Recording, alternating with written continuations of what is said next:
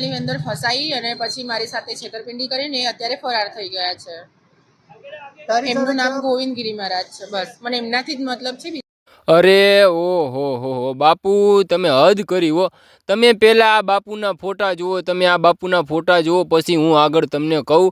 તો આપણે વાત કરીએ તો એક છોકરી જોડે તમે જે આગળ બાપુને જોયા, એ બાપુએ ફ્રોડ કર્યો છે, સૌથી મોટો ફ્રોડ કર્યો છે। અને આપણે વાત કરીએ તો છોકરીનું નામ છે હિમાની પટેલ, અને જે સાધુ છે તેનું નામ છે ગોવિંદગીરી। ગોવિંદગીરી રાજસ્થાનનો છે એવું જાણવા મળી રહ્યું છે, અને જૂનાગઢના જૂના અખાડાનો એ સાધુ છે। અને એમાંય મિત્રો હિમાની પટેલ સાથે એવું કર્યું છે ને કે ન પૂછો વાત। મિત્રો આપણે એકથી વાત કરીએ તો હિમાની પટેલ અને ગોવિંદગીરી બંને એકબીજાને રિલેશનશિપ ચાલુ થઈ ગઈ હતી, અને એ પણ 6 થી 7 મહિના ચાલી।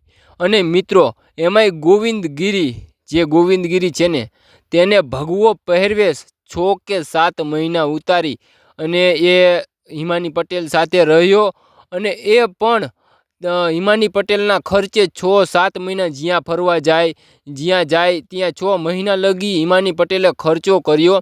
અને પછી એક દિવસ એ ગોવિંદગીરીએ હિમાની પટેલને કીધું હશે કે મારે કોઈ પ્રોપર્ટીને કે એવું કાંઈક કારણ હશે, એના કારણે એને હિમાની પટેલ પાસેથી પૈસા લીધા। થોડા ઘણા નહીં, 50,000થી પણ વધુ જાણવા મળી રહ્યું છે। અને એ રૂપિયા લઈને થોડાક દિવસ તે ગયો, પછી હિમાની પટેલે તેને કોન્ટેક કર્યા છે ઘણા બધા, પણ હિમાની પટેલને ગોવિંદગીરીએ બ્લોકમાં નાખી દીધી। અને ત્યાર પછી ગોવિંદગીરી ફરાર થઈ ગયો છે। હવે ક્યાં છે તે જાણવા નથી મળ્યું, અને હિમાની પટેલ હવે એમ કહે છે કે મારે ન્યાય જોઈ છે।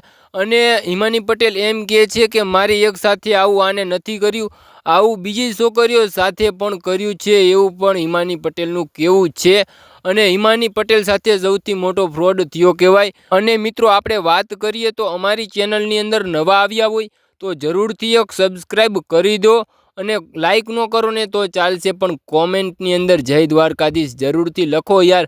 જય દ્વારકાધીશ લખવાથી તમારું કાંઈ નથી લૂંટી જવાનું, તો કોમેન્ટની અંદર જય દ્વારકાધીશ જરૂરથી લખજો।